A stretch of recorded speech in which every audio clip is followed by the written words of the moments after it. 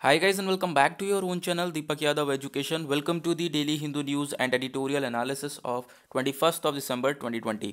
तो आज है तारीख 21 दिसंबर 2020 और है मंडे। देखेंगे आज का the Hindu complete newspaper. The Hindu complete newspaper को एनालाइज करेंगे। बट लेक्चर में आगे बढ़ने से पहले अगर आप लोगों को ये कंप्लीट द हिंदू न्यूज़पेपर चाहिए तो आप लोग कहाँ से डाउनलोड कर सकते हो इससे मैं अभी बताता हूँ। सबसे पहले आप लोग डाउनलोड करना टेलीग्राम और फिर सर्च बॉक्स में टाइप करना Deepak Yadav education. Okay, simple सा है। यहाँ पर आप लोगों को ये वाला चैनल नज़र आएगा इस तरीके से। यहाँ पे सिंपली आप लोगों को क्लिक करना है और नीचे यहाँ पे ज्वाइन का ऑप्शन आ रहा होगा, ज्वाइन कर लेना है।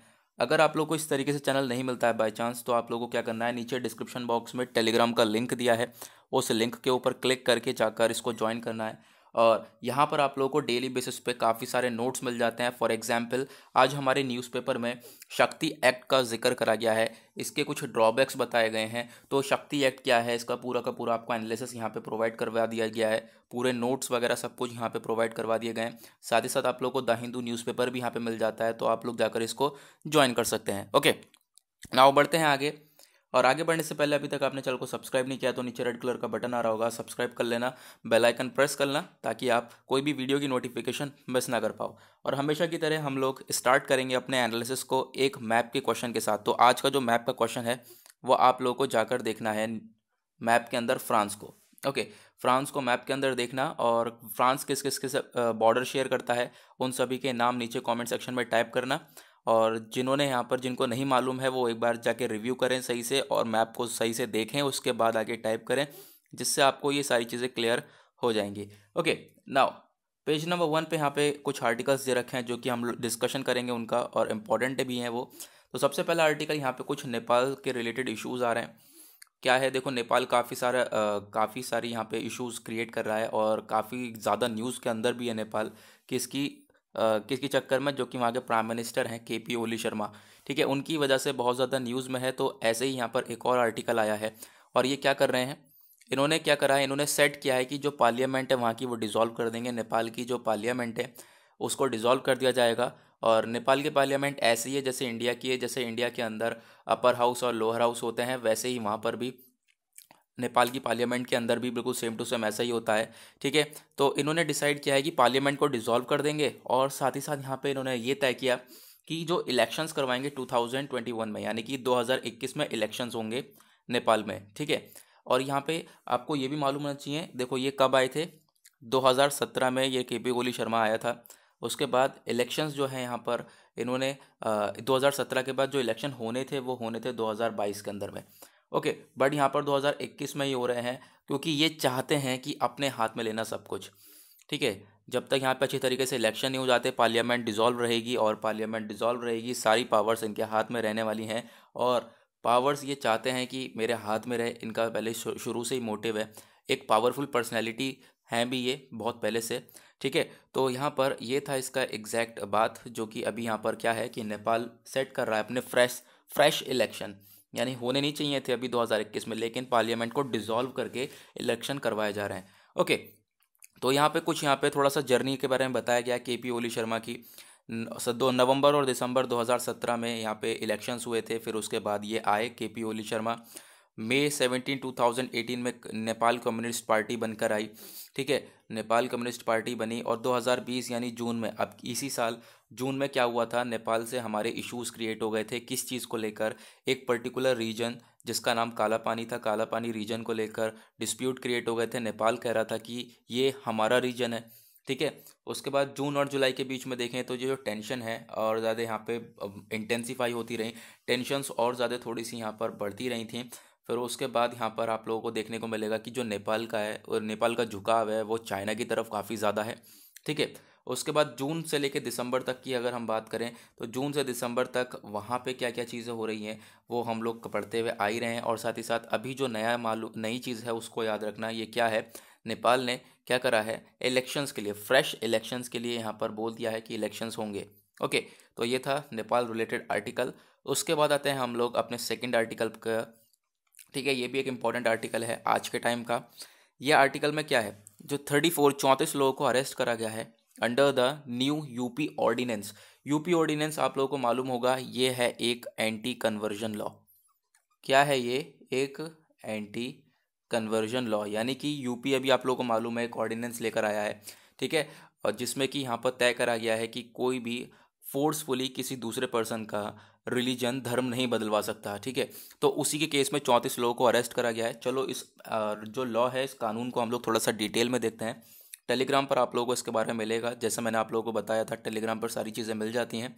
तो यहाँ पे आप लोग देखोगे, सबसे पहले इस लॉ का नाम क्या है, prohibition of unlawful religious conversion ordinance 2020, ठीक है। ये ऑर्डिनेंस है जिसमें यहाँ पे हम लोग क्या करेंगे, ऐसे काम को रोकेंगे।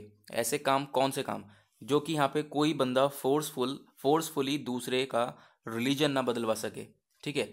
मान लो कोई ऐसा होता है कि ये मान लो कोई मेल है, ये क्या करेगा, ये फोर्स करता है किसी फीमेल को कि वो अपना जो रिलीजन है वो इसको बदल दे, इसको चेंज कर दे और इसके रिलीजन में कन्वर्ट हो जाए। तो ऐसा नहीं होगा यहाँ पर, इसी के लिए ये लॉ लाया गया है।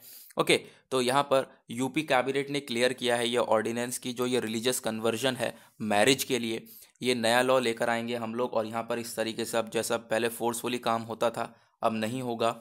तो ये जो prohibition of unlawful religious conversion ordinance 2020 है, इसमें क्या होगा, अगर ये काम कोई करता है, यानी कि इस कानून के बाद भी अगर कोई ऐसा फोर्सफुली किसी का रिलीजन चेंज करवाता है, तो सबसे पहले तो उसे 1 से लेकर 5 साल तक जेल हो जाएगी। 1 से लेकर 5 साल तक इम्प्रिजमेंट है, ठीक है। साथ ही साथ ढेर सारा फाइन भी है। ओके, 10 से 12 हज़ार रुपये तक का फाइन है। उसके बाद यहाँ पर अगर कोई SC ST कम्युनिटी की वेमेन को फोर्स करता है कि वो अपना रिलीजन चेंज करे, तो ये सज़ा और बढ़ जाएगी। जैसे 3 से 10 साल तक की आपको यहाँ पे सज़ा हो सकती है। और साथ ही साथ जो फ़ाइन है वो भी बढ़ जाता है, 20 से 25 हज़ार रुपये का वो फ़ाइन हो जाएगा, ठीक है। तो यहाँ पे ये लॉ था। आई होप आप लोग समझ गए होंगे इस लॉ में क्या है, कि कोई फोर्सफुली किसी दूसरे पर्टिकुलर वेमेन का रिलीजन ना बदलवा सके। ओके, तो इसी के केस में 34 लोगों को अरेस्ट करा गया है। जब से लॉ लाया गया है तब से धड़ाधड़ बहुत सारे अरेस्ट करे जा रहे हैं यूपी के अंदर। ओके ना, उसके बाद आएंगे पेज नंबर 2 के ऊपर। पेज नंबर 2 पे यहाँ पे 2 आर्टिकल्स हैं। देखो यहाँ पर दिल्ली के पॉल्यूशन को थोड़ा बहुत बताया गया है, डिस्क्राइब करा गया है, और किस लेवल पर आप लोग इसे देखकर समझ जाओगे। यहाँ पर क्या बोला जा रहा है, जो मेडिकल कैंप है, मेडिकल कैंप को सेटअप करा गया है प्रोटेस्ट साइट के ऊपर। यानी जहाँ पर प्रोटेस्ट चल रहा है, फार्मर्स का प्रोटेस्ट चल रहा है, आप लोगों को मालूम होगा दिल्ली के अंदर में, वहाँ पर मेडिकल कैंप लगाए गए हैं। क्यों लगाए गए हैं, क्योंकि फार्मर्स की आंखों में दिक्कत आ रही है, तो उनकी आंख के जो इश्यूज़ हैं उनको सॉल्व करने के लिए यहाँ पे ये मेडिकल कैंप लगाए गए। नाउ ये बात उठती है, अब ये आंखों में इशू क्यों आ रहा है, आंखों में इशू सब आ रहे हैं पोल्यूशन की वजह से, प्रदूषण की वजह से इनकी आंखों में प्रॉब्लम्स आ रही हैं, और उसके लिए मेडिकल कैंप को सेटअप करा गया है। वो इस आर्टिकल के अंदर बताया गया है, आप हेडिंग से ही समझ जाओ, अंदर जाने की ज़रूरत है नहीं। आपको पोल्यूशन का लेवल बस पता चलना चाहिए, यहाँ पर किस लेवल तक दिल्ली के अंदर पोल्यूशन पहुँच चुका है। ओके, उसके बाद नेक्स्ट आर्टिकल यहाँ पर ये भी कुछ पोल्यूशन से ही रिलेटेड है, लेकिन साथ ही साथ दिल्ली की कोल्ड के बारे में बताया जा रहा है। 3.4 डिग्री सेल्सियस रहा है कल का डिग्री, तो कल की जो सेल्सियस थी 3.4 डिग्री रह चुका है। तो इसमें क्या हुआ है, जो सिटी है उसने एक कोल्डेस्ट डे को रिकॉर्ड किया है, यानी कि इतनी ठंड पहले नहीं पड़ी जितनी ठंड कल पड़ी है। और इस टाइम इस साल जो पड़ रही है इतनी तगड़ी ठंड, 3.4 डिग्री सेल्सियस, बताओ यार कितना ज़्यादा कम यहाँ पे ये सेल्सियस रहा है, कितना ज़्यादा टेम्परेचर डाउन हो चुका है। ओके, नाउ आप ये चीज़ देखो कि कोल्ड तो खूब है, कोल्ड ठंड दबा के पड़ रही है, ठंड के साथ साथ जो एयर क्वालिटी है दिल्ली के अंदर में वो भी बहुत ज़्यादा पुअर कैटेगरी में है। Poor category, very poor category में है। और वेरी पुअर कैटेगरी का मतलब, इसे रेड साइन इंडिकेटर दे रखा है, देखो रेड कलर का साइन दे रखा है। रेड कलर का साइन का मतलब यह है कि जो ये हवा है ये आपकी बॉडी के लिए बहुत ही ज़्यादा जहरीली, हार्मफुल है। इसके अंदर बहुत सारे हार्मफुल सब्सटेंसेस हैं। For example PM 2.5, prime minister नहीं, पर्टिकुलेट मैटर, ठीक है। पर्टिकुलेट मैटर यानी कि छोटे छोटे जो है कंकड़ जो है इस हवा के अंदर प्रेजेंट हैं, जो कि आप सांस लोगे अंदर तो आपकी बॉडी के अंदर जाएंगे, और जिससे कि आपकी बॉडी के अंदर जो ऑर्गन्स हैं उसको डैमेज करेंगे। ओके, तो यहाँ पर ये सिचुएशन है आज के टाइम पर एयर पोल्यूशन की दिल्ली के अंदर में। ओके ना, उसके बाद हम लोग आगे बढ़ेंगे और पेज नंबर 3 के ऊपर आएंगे। पेज नंबर 3 पे हमारे लिए कोई भी आर्टिकल नहीं है जिसको हम लोग डिस्कस कर सकें। पेज नंबर 4 पर एज इट इज़ बिल्कुल कोई भी आर्टिकल नहीं है, एक है छोटा सा आर्टिकल यहाँ पर। ये देखो, ये आर्टिकल क्या बोलता है, NGT जो पैनल है, NGT stands for national green tribunal. तो NGT पैनल है, इसने क्या तय किया है, तो इसने तय किया है कि प्रोटेक्ट करेगा, ये प्रोटेक्शन की तरफ बढ़ेगा, किसके लिए, महानदी फ्लड प्लेन के लिए। महानदी फ्लड प्लेन को प्रोटेक्ट करा जाएगा। ओडिशा ने पूरी तरह से प्लान करा है कि ये टू डेवलप रिक्लेम्ड, यहाँ पर आप लोगों को देखने को मिलेगा जो ये नेशनल ग्रीन ट्रिब्यूनल है, इसने कॉन्स्टिट्यूट करी एक कम्युनिटी कह रहा हूँ, एक कमेटी बनाई है। और कमेटी बनाई ताकि जो ये फ्लड प्लेन जोन्स हैं इनको अच्छी तरीके से आइडेंटिफाई करा जाए। ठीक है, कहाँ के फ्लड प्लेन्स? महानदी के। कहाँ पर? ओडिशा की। ओडिशा में एक सबसे बड़ी नदी, सबसे लार्जेस्ट रिवर आप कह सकते हो, वो महानदी है। वहाँ पर एक फ्लड प्लेन जोन्स हैं, तो उन सबको आइडेंटिफाई करने के लिए यहाँ पे एनजीटी ने बोला है। नाउ आर्टिकल का यहाँ पे आपके लिए इंपॉर्टेंट बिल्कुल नहीं है, बट एक जो मोस्ट इंपॉर्टेंट चीज़ है जो जहाँ से क्वेश्चंस पूछे गए हैं प्रीवियस ईयर में, और चांसेस हैं कि क्वेश्चंस पूछे जा सकते हैं, और एक इंपॉर्टेंट टॉपिक भी है, that is NGT, national green tribunal. ये है क्या? चलो इसके लिए डिटेल में बात करते हैं। यहाँ पर टेलीग्राम पे आप लोगों को डिटेल में मिलेगा एनजीटी के बारे में। सबसे पहले देखो, ये जो नेशनल ग्रीन ट्रिब्यूनल है ये आपके यूपीएससी में कौन से सिलेबस से लिंक करता है, कौन से जीएस पेपर से लिंक करता है। तो आपके यूपीएससी में जीएस पेपर 1, 2, 3, 4 है, सही है, ठीक है, 4 जीएस पेपर है, सब लोगों को मालूम है। तो आपके जीएस पेपर 2 और 3 के पॉइंट ऑफ व्यू से ये आर्टिकल इंपॉर्टेंट है। और 2 और 3 में जो यूपीएससी है उसने बहुत सारे टॉपिक्स दिए हैं, और वो कौन कौन से टॉपिक्स दिए हैं? वो दिया है कंजर्वेशन ट्रिब्यूनल, स्टैट्यूटरी बॉडीज़। ठीक है, इस तरीके से आप लोग लिंक कर सकते हो। और अगर आप लोगों को अभी भी यूपीएससी का कंप्लीट सिलेबस नहीं मालूम है, एक एक टॉपिक वाइज भी नहीं मालूम है, तो नीचे डिस्क्रिप्शन बॉक्स में आपको एक यूपीएससी कंप्लीट सिलेबस के नाम से वीडियो का लिंक है, उसे जाकर देखो। वहाँ पर डिटेल में कंप्लीट यूपीएससी का सिलेबस मैंने समझा रखा है। ठीक है, और ऐसे छोटे छोटे टॉपिक्स भी आप लोगों को मिल जाएंगे कि यूपीएससी में जीएस पेपर्स में कौन कौन से टॉपिक्स आते हैं। ठीक है, ऐसा वीडियो यूट्यूब पर कहीं नहीं है, तो आप लोग जाकर उसको देख सकते हो। ओके, तो गाइज यहाँ पे आगे बढ़ते हैं हम लोग, थोड़ा बात करते हैं नेशनल ग्रीन ट्रिब्यूनल की। हमने देख लिया किस चीज़ के लिए इंपॉर्टेंट है। तो ये जो एक स्पेशलाइज्ड बॉडी है, एक स्पेशल बॉडी है, जिसको सेटअप करा गया था एनजीटी एक्ट के अंदर में। एनजीटी एक्ट था 2010 का, नेशनल ग्रीन ट्रिब्यूनल एक्ट, इसके अंडर में हमने इस एनजीटी को सेटअप किया। अब अगर हम बात करें इसको हमने सेटअप किया, क्या ज़रूरत पड़ गई इसको सेटअप करने की? तो ज़रूरत ये पड़ी कि जो एनवायरमेंटल इश्यूज़ हैं उनको कौन रिजॉल्व करेगा, पर्यावरण से रिलेटेड जो भी दिक्कतें आ रही थी, जो भी प्रॉब्लम्स आ रही थी, उनको कौन सॉल्व करेगा। ठीक है, उसके लिए हमारे पास कोई एक्ट, कोई लीगल बॉडी नहीं थी। तो उसी को देखते हुए हमने एनवायरमेंट को प्रोटेक्ट करने के एनवायरमेंट प्रोटेक्शन को देखते हुए हम लोगों ने एनजीटी को एस्टेब्लिश किया और नेशनल ग्रीन ट्रिब्यूनल को हम लोग लेकर आए। ठीक है, नेशनल ग्रीन ट्रिब्यूनल का काम साथ ही साथ और क्या था? कंजर्वेशन ऑफ फॉरेस्ट, जो भी हमारे जंगल हैं उनको प्रोटेक्ट करना, और बहुत सारी अदर नेचुरल रिसोर्सेज हैं उनको भी प्रोटेक्ट करना। तो यहाँ पे ये एनजीटी का काम था। ओके, नाउ एनजीटी जब हमने इंडिया मतलब कि भारत ने इस्टेब्लिश करा एनजीटी को, तो एनजीटी को इस्टेब्लिश करने के साथ साथ दुनिया में ऐसी तीसरी कंट्री बन गई थी जिसने एनवायरमेंट इश्यूज़ को लेकर ये स्टेप उठाया था। ठीक है, और पहली कंट्री थी ऑस्ट्रेलिया, जिसने सबसे पहले एनवायरमेंटल इश्यूज़ को लेकर यहाँ पे पॉइंट अप उठाया और ऐसी बॉडी लेकर आए। फिर उसके बाद आया न्यूजीलैंड, फिर उसके बाद इंडिया ने ऐसा स्टेप उठाया और एनजीटी बॉडी को लेकर आया। तो ये भी याद रखना। ओके, अब सबसे इंपॉर्टेंट चीज़ क्या है भाई? सबसे इंपॉर्टेंट चीज़ है जो एनजीटी है, उसकी काफ़ी सारे यहाँ पे आप लोगों को देखने को मिलेगा। सबसे पहले तो हेडक्वार्टर कहाँ पर है? उसका मेन जो हेडक्वार्टर है वो न्यू दिल्ली में है, लेकिन उसके बहुत सारे ब्रांचेस हैं। ब्रांचेस कहाँ कहाँ हैं वो भी आप लोग याद रखो। सबसे पहले भोपाल, पुणे, कोलकाता, चेन्नई में इसके 4 ब्रांचेस हैं। ठीक है, और मेन जो है वो न्यू दिल्ली के अंदर है, ये भी याद रखना। ओके, नाउ एनजीटी हमारा पूरी तरह से कंप्लीट हो गया। आगे बढ़ेंगे हम लोग, उसके बाद देखेंगे आगे चल के नेक्स्ट पेज पर। नाउ आते हैं पेज नंबर 8 के ऊपर। पेज नंबर 8 पे कुछ आर्टिकल्स हैं, ये वाले जो हमने ऑलरेडी डिस्कस कर लिया है। ये वाला आर्टिकल पेज नंबर 1 के ऊपर था, इसे हमने ऑलरेडी डिस्कस कर चुके हैं। ठीक है, तो यहाँ पर हम लोगों का डिस्कस करना बिल्कुल वेस्ट ऑफ टाइम रहेगा। ओके, उसके बाद यहाँ पे एक और ये जो आर्टिकल्स हैं, सबसे पहले ये वाला आर्टिकल देखोगे, इंपॉर्टेंट तो नहीं है, बट यहाँ पे आप लोग एक आइडिया ले सकते हो। आइडिया क्या है कि जो मंकीज़ हैं उनके लिए एक रिहैबिलिटेशन सेंटर बनाया गया है। ठीक है, साउथ इंडिया के अंदर में। ठीक है, जो कि ओपन करा जा रहा है तेलंगाना में। तो यही सारी बातें बोली गई हैं। तो आर्टिकल आपके लिए इंपॉर्टेंट तो है नहीं, बट आप छोटा सा एक आइडिया भी रख सकते हो। ओके, नाउ आगे बढ़ेंगे और आएंगे पेज नंबर 9 के ऊपर। पेज नंबर 9 पे यहाँ पे एक छोटा सा आर्टिकल आप लोगों को ये वाला नज़र आएगा। ओके, यहाँ पे क्या है बेसिकली, आप एपीएमसी नाम देखकर ही समझ गए होंगे ये आर्टिकल आप कहाँ से रिलेट कर रहे हो। यह आर्टिकल आप रिलेट कर रहे हो फार्मर्स प्रोटेस्ट से। ठीक है, फार्मर्स प्रोटेस्ट से रिलेट कर रहे हो, और दूसरी चीज़ आप लोग रिलेट कर सकते हो इसे फार्म बिल्स से। ठीक है, जो सेंटर ने पास करे थे। अब यहाँ पे है क्या, देखो, जब फार्म बिल्स पास करे गए थे उसके अंदर एपीएमसी एक्ट्स के अंडर में जो मंडीज आती थीं उनको हटाने की बात करी गई थी, यानी जहाँ पे सरकारी काम होता था उनको हटाकर प्राइवेट मंडीज लाने की बात करी गई थी हमारे सेंटर के फार्म बिल्स के अंदर में। तो इसी की वजह से तो यहाँ पे प्रदर्शन देखने को मिल रहा है, इसी की वजह से तो प्रोटेस्ट कर रहे हैं हमारे फार्मर्स। ठीक है, तो फिर यहाँ पे क्या बोला AIKMS ने, क्या बोला AIKMS stands for all India किसान मजदूर सभा। जो ये लीडर हैं इन्होंने बोला कि आप APMC को इम्प्रूव कर दो।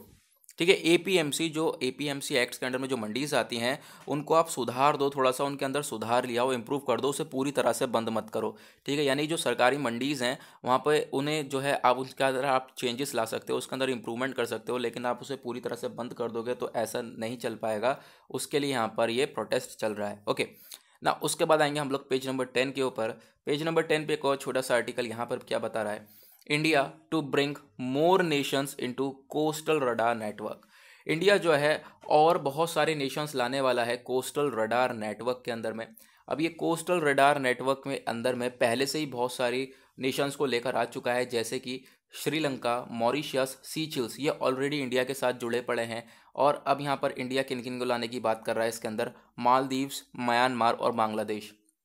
अब ये कोस्टल रडार नेटवर्क क्या है, अब इस कोस्टल रडार नेटवर्क जो है इंडिया का है, इस नेटवर्क के थ्रू क्या कर सकता है इंडिया, जो भी हाई सीज है, रियल टाइम हाई सीज हैं, मतलब समुद्र हैं, उनके ऊपर पूरी तरह से निगरानी रख सकता है।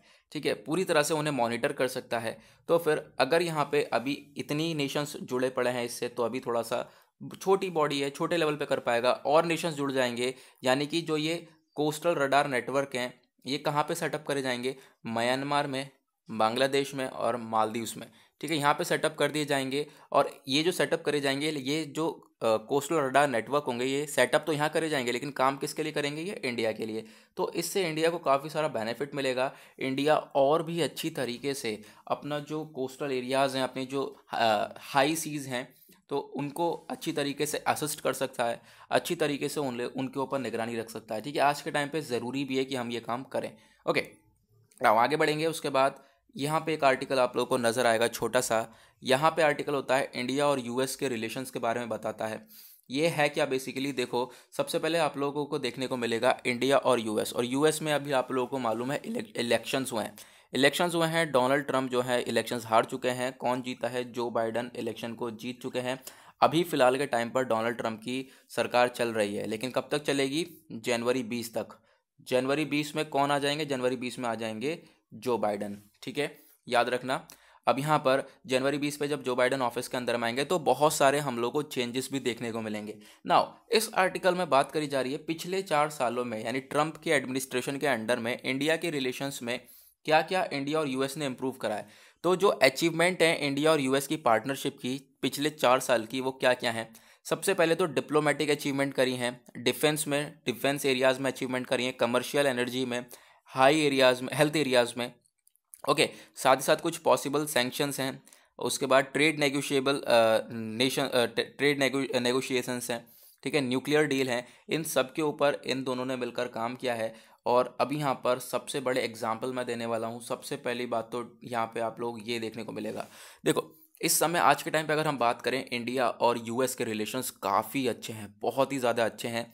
और अगर हम बात करें यूएस और पाकिस्तान के रिलेशंस काफ़ी ज़्यादा बुरे हैं। यूएस और चाइना के रिलेशंस बहुत ही ज़्यादा बुरे हैं, आप लोगों को मालूम होगा, जिसकी वजह से इंडिया और यूएस के रिलेशंस अच्छे हो चुके हैं। ओके, यूएस और चाइना के रिलेशंस काफ़ी ज़्यादा बुरे हैं आज के टाइम पर, ये आप लोगों को मालूम ही होगा। नाउ अगर हम बात करें उसके बाद, तो देखो कुछ हमने अभी इसी साल क्या करा, बहुत सारे हमने एग्रीमेंट साइन किए हैं। बहुत सारे एग्रीमेंट ये इसमें से पहले भी साइन हो चुके हैं, एक आध हमने इस बार भी किए हैं। तो देखो जैसे कि हम लोगों ने क्या करा है, डिफेंस सिस्टम में आगे बढ़े हैं और इंडिया और यूएस की पार्टनरशिप को आगे लेकर चले हैं। जैसे कि ये एग्रीमेंट था GSOMIA, लेमुआ, कोमकासा, बेका, ये सब एग्रीमेंट हम लोगों ने साइन किए हैं यूएसए के साथ, जिससे हमारे डिफेंस सिस्टम को बहुत ज़्यादा प्रोटेक्शन मिलेगा। ओके, क्योंकि यहाँ पर क्या है, अभी आप लोग को मालूम है चाइना इंडिया के बहुत सारे रिलेशंस ख़राब हैं, LAC के ऊपर लड़ाई चल रही है, लाइन ऑफ एक्चुअल कंट्रोल के ऊपर पूरे साल से डिस्प्यूट बरकरार है, डिस्प्यूट चल रहा है, ये आप लोग को मालूम होगा। उसी की वजह से हम लोगों ने बहुत सारे एक्ट साइन करे हैं यूएस में। ठीक है, यूएस के साथ नाउ अगर आप लोगों को इन एक्ट्स के बारे में जानना है, GSOMIA क्या है, लेमुआ क्या है, कोमकासा क्या है, बेका क्या है, तो इसके ऊपर मैंने एक पर्टिकुलर वीडियो बना रखी है। ठीक है, इसके ऊपर एक मैंने अलग से वीडियो बना रखी है। उसके लिए आप सिंपल यूट्यूब के ऊपर जाओगे, वहाँ पे सर्च करना व्हाट इज़ कोमकासा, व्हाट इज़ बेका कोमकासा। बेका सबसे पहले सर्च करना, बेका कोमकासा। तो फिर आप लोगों को उसके आगे डाल देना बाय दीपक यादव एजुकेशन, तो आप लोगों को वीडियो मिल जाएगी, उस पर आप जाकर देख सकते हो। इसको मैंने डिटेल में समझा रखा है। ओके, तो गाइज यहाँ पे इस आर्टिकल को समाप्त करेंगे, आगे बढ़ेंगे, पेज नंबर 11 के ऊपर आएंगे। पेज नंबर 11 हमारे किसी काम का नहीं है, 12 भी किसी काम का नहीं है, एडवर्टीजमेंट पेजेस हैं। पेज नंबर 13 पे वर्ल्ड पेज है, यानी दुनियादारी से रिलेटेड आर्टिकल्स हैं। क्या क्या आर्टिकल्स यहाँ पर दिए गए हैं? सबसे पहले तो भाई देखो, ये खतरनाक आर्टिकल, यूनाइटेड किंगडम यानी लंदन के अंदर में फिर से जो वायरस है वो निकल कर आ चुका है। नए नए वायरस के स्ट्रेन देखे जा रहे हैं, यानी कि जो वायरस है कोरोना वायरस, उसके नए नए स्ट्रेन देखने को मिल रहे हैं। तो उसकी वजह से जो यूनाइटेड किंगडम के जो प्राइम मिनिस्टर हैं, उन्होंने ऑर्डर दिया है कि जो क्रिसमस लॉकडाउन रहने वाला है, यानी क्रिसमस पर लॉकडाउन रहने वाला है in south east England. Okay, south east England में ये लॉकडाउन रहने वाला है, ऐसा यहाँ पे WHO वर्ल्ड हेल्थ ऑर्गेनाइजेशन ने यहाँ पे अर्ज किया है। ठीक है, अर्ज नहीं किया है, अर्ज किया है, जोर दिया है। ठीक है, जोर दिया है किस चीज़ के ऊपर? ये स्ट्रॉन्गर एक्शंस लेंगे, और साथ ही साथ इस कोविड-19 के जो नया स्ट्रेन देखने को मिल रहा है वहाँ पर, उसको सबसे पहले उससे प्रोटेक्ट करेंगे पूरे यूके को, क्योंकि अगर फैलने लगा तो बहुत बड़ी सिचुएशन क्रिएट हो सकती है वहाँ पर, और बहुत प्रॉब्लम्स फेस करने को मिल सकती है ऑल ओवर यूके को, और साथ ही साथ बहुत सारी आसपास की कंट्रीज़ को भी। ठीक है, तो गाइज़ यहाँ पर यही था इसके अंदर की नए नए स्ट्रेन्स देखने को मिल रहे हैं कोरोना वायरस के उस वहाँ पर। नेक्स्ट जो है, इस आर्टिकल को हम लोग ऑलरेडी कवर कर चुके हैं, देख लेते हैं एक बार है क्या इसके अंदर में। 340 स्टूडेंट से भी ज़्यादा नाइजीरिया के अंदर में अपने पेरेंट्स के पास पहुंच चुके हैं। आप लोगों को मालूम होगा कि इनको किडनैप कर लिया था, और किडनैप करने के बाद यहाँ पर इनको रिलीज़ कर दिया गया है। ठीक है, किडनैप किसने किया था? एक टेररिस्ट ऑर्गेनाइजेशन बोको हराम ने। अब यहाँ पर उनको रिलीज़ कर दिया गया है, उसी के बारे में इस आर्टिकल में बताया गया है। और मंडे है, मंडे को हमारा बिजनेस पेज आता नहीं, आप लोगों को मालूम होगा, यानी इकोनॉमी रिलेटेड आर्टिकल्स आज के हमारे नहीं है। नाउ चलते हैं हम लोग एडिटोरियल सेक्शन के ऊपर, देखेंगे एडिटोरियल में हमारे पास कौन कौन से आर्टिकल्स हैं। ओके, यहाँ पर आएंगे हम लोग। हमें 3 एडिटोरियल आज के इंपॉर्टेंट एडिटोरियल हैं जिनको डिस्कस करने हैं। सबसे पहला ये एडिटोरियल, इसके अंदर जानेंगे शक्ति एक्ट क्या है। ठीक है, शक्ति एक्ट के बाद हम लोग देखेंगे कुछ इंपॉर्टेंट चीज़ें। शक्ति एक्ट के लिए यहाँ पे ड्रॉबैक्स बताए गए हैं क्या क्या हैं। और उसके बाद ये आर्टिकल है हेल्थ केयर, इंडिया का जो हेल्थ केयर सिस्टम है वो आज के टाइम पर किस तरीके का है, कैसे लेवल के ऊपर है। और लास्ट में हम लोग डिस्कस करने वाले इकोनॉमी वाला रिलेटेड आर्टिकल। तीसरा है हमारा इकोनॉमी से रिलेटेड, कि आज के टाइम पे इकोनॉमी क्या है, और 2021 में हमें कितना ज़्यादा इम्प्रूवमेंट करना है, किस रेट से आगे बढ़ेंगे तो हमारी इकोनॉमी ग्रो हो पाएगी। नाउ सबसे पहले हम लोग हेल्थ सेक्टर वाला आर्टिकल लेते हैं, देखेंगे हेल्थ सेक्टर इंडिया के अंदर किस तरीके का है। तो stopping the slide of health care in India, आप लोगों को मालूम है किस तरीके का हेल्थ केयर है। अभी आप लोगों को मालूम चल चुका होगा, जब ये कोरोना वायरस आया तो इसके अंदर मालूम चल गया सबको कि सबकी अपनी खुद की हेल्थ सेक्टर के अंदर क्या औकात है।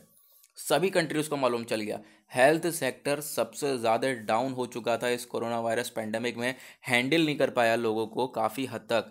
ठीक है, तो यहाँ पे सबसे पहले अगर हम देखें आज के टाइम पर जो सिस्टम है वो क्या है, यहाँ पे सिर्फ आप फैक्ट्स के ऊपर देखो, ज़्यादा डीप में जाने की ज़रूरत नहीं है। मैं हमेशा की तरह बोलता हूँ, एडिटोरियल आप लोगों को अगर एडिटोरियल के बारे में न्यूज़ मालूम है, ठीक है, पर्टिकुलर न्यूज़ है किस चीज़ के बारे में, बेसिक न्यूज़ क्या है वो, तो आप लोग को एडिटोरियल पढ़ने की बिल्कुल भी आवश्यकता नहीं है, बिल्कुल भी ज़रूरत नहीं है। अगर न्यूज़ मालूम है तो आप इजीली स्किप भी कर सकते हो। ओके, नाउ यहाँ पे हेल्थ सिस्टम के बारे में बात हो रही है तो आपको थोड़ी बहुत बातें जानना ज़रूरी है। अब यहाँ पर मैं इसलिए ये एडिटोरियल पढ़ना इतना ज़रूरी नहीं है, मैं आपको इसलिए बोल रहा हूँ कि आपको न्यूज़ मालूम हो, क्योंकि बहुत सारे लोग होते हैं नीचे कमेंट सेक्शन में, नए नए लोग आ जाते हैं। ठीक है, कि एडिटोरियल इतनी डीपली डिस्कस नहीं किया, डीपली डिस्कस नहीं किया। भाई ज़रूरत ही नहीं है, ज़रूरत ही नहीं है ज़्यादा डीप जाने की। ठीक है, जो इम्पोर्टेंट चीज़ हैं, फैक्ट्स हैं, वो आप जान लो, दैट्स इट। ओके, एक ओपिनियन बिल्डअप आप करने के लिए आए हो तो आप उसे रीड कर सकते हो। तो यहाँ पे अगर मैं रीड करने लगा पूरा पूरा एडिटोरियल, पूरा पूरा एक एक लाइन करके, तो यहाँ पे हो गया काम, 3-4 घंटे का ये एनालिसिस बनेगा। तो क्या करोगे, 3-4 घंटे का एनालिसिस देखोगे तो भाई पढ़ोगे कब। ओके, ना उसके बाद यहाँ पर अगर हम बात करते हैं इस आर्टिकल में, तो जो फैक्ट क्या है, जो 85% की पॉपुलेशन है वो आज के टाइम पर हाई कॉस्ट की, यानी महंगी महंगी ये हेल्थ केयर नहीं अफोर्ड कर सकती। ठीक है, सबसे ये मतलब जेन्युइन सी बात है, यहाँ सभी लोगों को मालूम है कि 85% लोग तक, जो 85% हमारी जनसंख्या है, वो इस हेल्थ केयर को, यानी कि जो महंगी हाई कॉस्ट इतनी महंगी है आज के टाइम पे, अगर देखोगे हॉस्पिटल्स वगैरह की फीस कितनी ज़्यादा है, ठीक है, तो ये अफोर्ड ही नहीं कर पा और अफोर्ड ही नहीं कर सकती। सबसे बड़ी बात बोल दी गई, 85% तो जनसंख्या अफोर्ड ही नहीं कर सकती, यहीं पे बात खत्म। देखो हेल्थ सेक्टर का सबसे बड़ा काम यहाँ पे इतना महंगा है कि यहाँ पे 85% जनसंख्या इसे अफोर्ड नहीं कर पाएगी ना। उसके बाद यहाँ पर अगर हम देखें 80:20 का रूल बताया गया है, यानी कि 80:20 का क्या रूल बताया गया है, 20% जो पीपल हैं, 20% जो लोग हैं वो अफोर्ड कर सकते हैं मॉडर्न हेल्थ केयर, आज के टाइम की जो हेल्थ केयर है उसको अफोर्ड कर सकते हैं 20% लोग बस, और 40% लोग अफोर्ड ही नहीं कर सकते। ठीक है, 20% अफोर्ड कर सकते हैं, 40 नहीं कर सकते। सो कॉल्ड नॉन पुअर पे with difficulty nearly 70 million of non-poor slide into a poverty on year-to-year basis। ठीक है, तो आपको यहाँ पे ये मालूम हो गया कि क्या हालत है आज की, जो 20% पीपल हैं वो अफोर्ड कर पाएंगे मॉडर्न हेल्थ केयर को, 40% नहीं कर पाएंगे। अब बाकी बचे 60%, सॉरी बाकी बचे 40%। ठीक है, 40% बचे ना, क्योंकि 20 और 40 तो यहाँ पे कवर हो गए, और बाकी जो 40% हैं वो यहाँ पर अफोर्ड करते भी हैं। ठीक है, उनके पास पैसा है भी, वो अगर अफोर्ड करते भी हैं तो भी यहाँ पर बहुत सारी प्रॉब्लम्स क्रिएट होती हैं। एक क्वालिटी हेल्थ केयर नहीं मिल पा रहा है, ठीक है, वो यहाँ पे बताया गया, एक क्वालिटी टाइप का हेल्थ केयर नहीं मिल पा रहा है। तो सबसे बड़ी बात, उसके लिए सोल्यूशन क्या बताया गया, सबसे पहली बात आपको क्या करना पड़ेगा, डॉक्टर के नंबर बढ़ाने पड़ेंगे, यानी डॉक्टर्स को इंक्रीज़ करना पड़ेगा, क्योंकि आज के टाइम पे डॉक्टर कम है। आप रेशियो देखोगे तो बहुत कम डॉक्टर हैं, 100 डॉक्टर हैं 1,500 लोगों के ऊपर, तो ऐसा सिचुएशन, ऐसा बिल्कुल पॉसिबल नहीं है। और भी ज़्यादा के ऊपर, मैंने तो ये कम अमाउंट बोल दिया। ठीक है, तो नंबर ऑफ़ डॉक्टर्स को हम लोग को इंक्रीज़ करना पड़ेगा। दूसरा, या फिर हम लोगों को लाइसेंसाइड मेडिकल प्रैक्टिशनर को लाना पड़ेगा, वापस रिवाइव करना पड़ेगा, जो कि हमारे पास पहले चलता था, देश आज़ाद हुआ था उससे पहले के टाइम की बात है।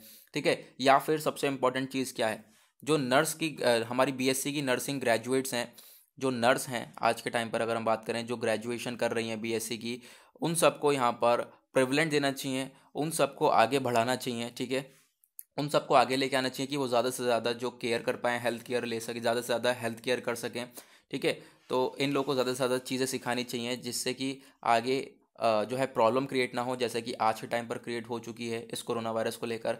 नाउ अगर हम बात करें स्टाफ रेशियो की, बिल्कुल जो मैंने अभी बात बताई, स्टाफ रेशियो बहुत कम है, यानी कि जो नर्स हैं, रेशियो अगर हम बात करें 0.6 नर्सेस हैं per doctor, while the WHO World Health Organization specification is 3 nurses per doctor, यानी कि आपको ये कितने होने चाहिए, 3 नर्स और 1 डॉक्टर होना चाहिए। ठीक है, इस तरीके से स्टाफ रेशियो होना चाहिए हेल्थ सिस्टम का। लेकिन आज के टाइम पे है कि अगर हम बात करें 0.6 नर्सेस हैं, एक मतलब पूरी एक नर्स भी नहीं है एक डॉक्टर के लिए।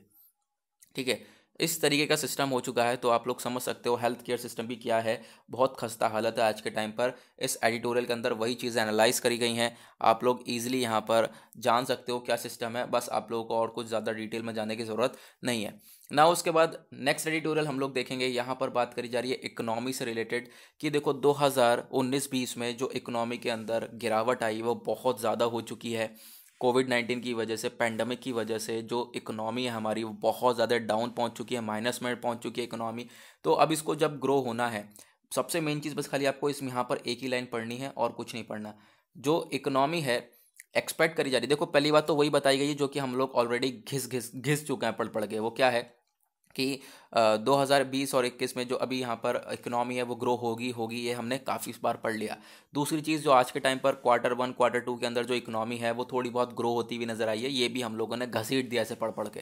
ओके, नाउ यहाँ पे क्या एग्जैक्ट ये है कि अगर 2020-21 के अंदर ग्रो होना है, 2020 और 21 में अगर ग्रो होना है तो क्या करना पड़ेगा, सॉरी 21 2020-21 कर रहा हूँ, 2021 और 22 में, ठीक है, 2020-21 तो चल ही रहा है, 21 और 22 में अगर ग्रो होना है तो हम लोग की जो इकोनॉमी है वो 8% से अगर ग्रो होगी तो ही काम हो पाएगा। 8% से लगातार ग्रो होनी है इकोनॉमी 6 साल तक, तब हम अपना गोल जो कि 5 ट्रिलियन इकोनॉमी का है उसको अचीव कर पाएंगे। तो यानी कि 5 ट्रिलियन इकोनॉमी का गोल लगभग इम्पॉसिबल दिख रहा है। देखो हमने एक गोल सेटअप किया था कि जो हमारी इकोनॉमी है वो 5 ट्रिलियन की हो जाएगी 2025 या 30 तक की, 2025 तक, ठीक है, 2025 तक। तो हम लोग उस गोल की तरफ बढ़ तो रहे हैं आगे, लेकिन यहाँ पे अभी यहाँ पे गोल के अंदर बहुत बड़ा डिस्क ब्रेक लगा है। तो आगे हम लोग अभी बढ़ नहीं पा रहे हैं। तो देखेंगे क्या क्या सिचुएशन होने वाली हैं और इकोनॉमी किस तरीके से ग्रो होगी आने वाले टाइम पर। ओके, नाउ उसके बाद आते हैं पेज नंबर 7 के ऊपर, आएंगे लास्ट एडिटोरियल के ऊपर। यहाँ पर शक्ति एक्ट के बारे में बात हुई है। देखो, महाराष्ट्र गवर्नमेंट, महाराष्ट्र सरकार एक अभी एक्ट लेकर आई है, कानून लेकर आई है, शक्ति एक्ट। ठीक है, शक्ति एक्ट क्या है, सबसे पहले इसको डिस्कस करेंगे, फिर उसकी प्रॉब्लम्स को डिस्कस करेंगे। ठीक है, तो शक्ति एक्ट के बारे में आपको यहाँ पर टेलीग्राम पर डिटेल में मिल जाएगा। ये है शक्ति एक्ट 2020। तो यहाँ पे क्या क्या है, what is the reason given by Maharashtra to bring a new law. यहाँ पे क्या क्या रीजंस हैं जो कि महाराष्ट्र गवर्नमेंट, महाराष्ट्र सरकार इस नए लॉ के साथ आई है। सबसे बड़ी बात, सबसे पहला रीज़न क्या है, जो छोटे बच्चे हैं और विमेन हैं उनके प्रति बहुत सारा वायलेंस क्रिएट हो रहा है, बहुत सारे सेक्सुअल वायलेंस होते हैं। तो उन सेक्सुअल वायलेंस को रोकने के लिए इस शक्ति एक्ट को लाया गया है। ठीक है, सिंपल सी बात है। अब सेक्सुअल वायलेंस को लाया गया, यानी कि जो रेप, सेक्सुअल हैरेसमेंट होगा, एसिड अटैक होगा, इन सब को रोका जाएगा। चाइल्ड सेक्सुअल एब्यूज़ होगा, इन सब को रोका जाएगा इस एक्ट के दौरान। और सज़ा भी सुनाई जाएगी, डेथ, हालांकि डेथ पेनल्टी भी दे दी जाएगी, यानी कि आप कह सकते हो मौत की सज़ा सुना दी जाएगी जो भी अगर रेप, गैंग रेप वगैरह होता है तो। ठीक है, तो उन पर्सन जो भी ये काम करेगा उन सबको डेथ पेनल्टी सुना दी जाएगी। और उसके साथ साथ एक सोशल मीडिया का प्रोविज़न भी इसमें दिया गया है कि अगर मतलब कोई सोशल मीडिया पे किसी वेमेन को, गर्ल को अगर गाली गलौज करता है, अब्यूज़ करता है, ठीक है, तो उसके लिए भी यहाँ पर सेक्शन 354E लिया गया है।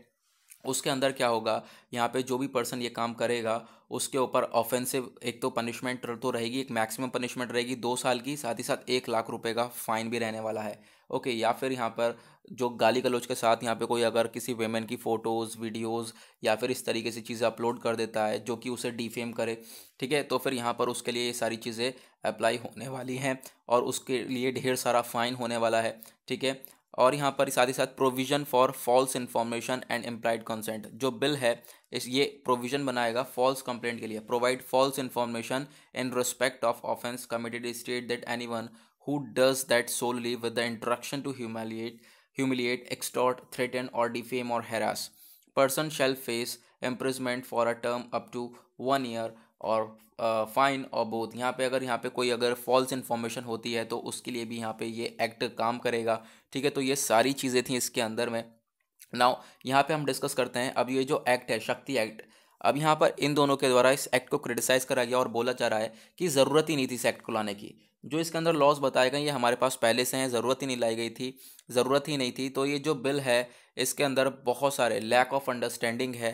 ठीक है, क्रिमिनल लॉज की बहुत सारी लैक ऑफ अंडरस्टैंडिंग, यानी कि हम समझ ही नहीं पा रहे हैं।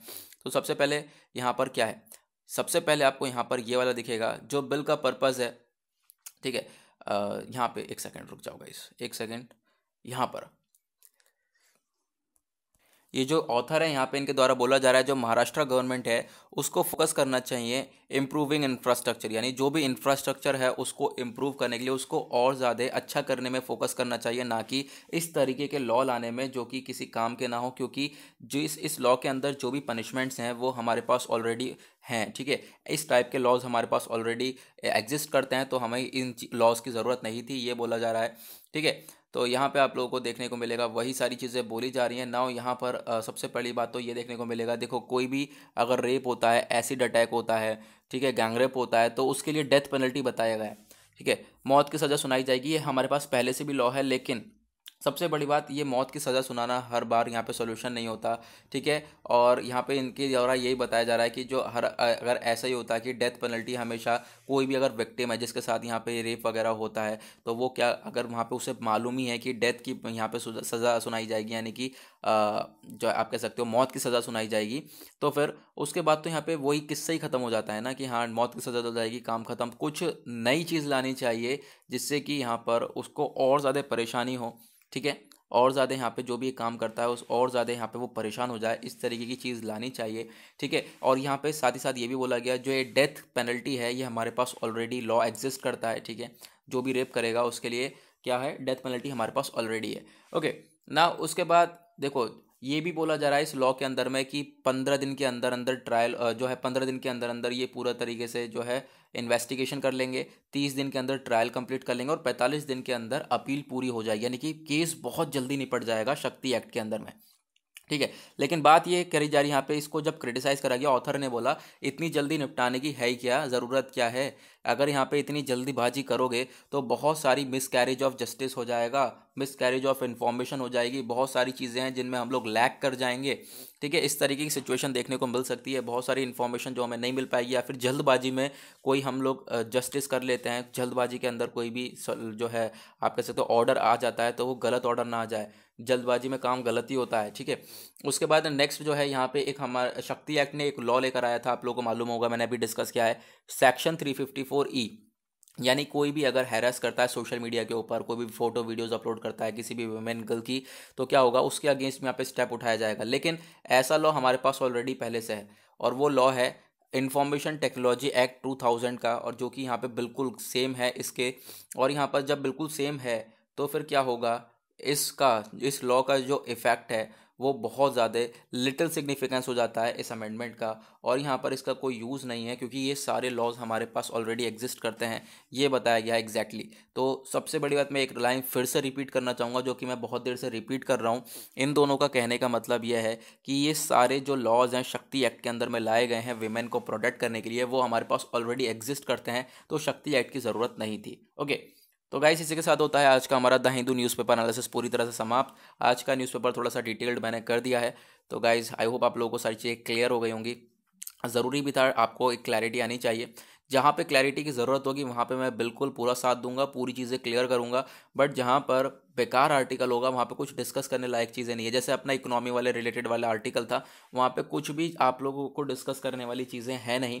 आप इजीली जो है उनमें से जो भी इकोनॉमिक एक्सपेक्ट्स हैं, जैसे कि आज के टाइम पर क्या इकोनॉमी चल रही है, साथ ही साथ क्या सबसे ज़्यादा आर्टिकल आ रहा है, आर्टिकल यही आ रहा है कि इकोनॉमी ग्रो होगी ग्रो होगी ग्रो होगी, वो आने वाले टाइम पे हम लोग देखेंगे।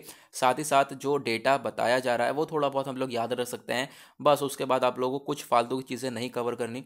ठीक है, न्यूज़ इंपॉर्टेंट है, बट न्यूज़ ही इंपॉर्टेंट है, फालतू की चीज़ें नहीं, क्योंकि यहाँ पर ऑथर ने बहुत सारी चीज़ें ऐसी लिख रखी हैं। देखो, जो न्यूज़पेपर है वो सभी के लिए लिखा जाता है, सभी के लिए, यानी कि ऐसा नहीं है कि यूपीएससी एस्पिरेंट्स के लिए लिखा गया है, सभी के लिए है। हम लोगों को अपने काम की चीज़ें छांटनी पड़ेंगी। ओके, तो गाइस आई होप समझ गए होंगे आप लोग।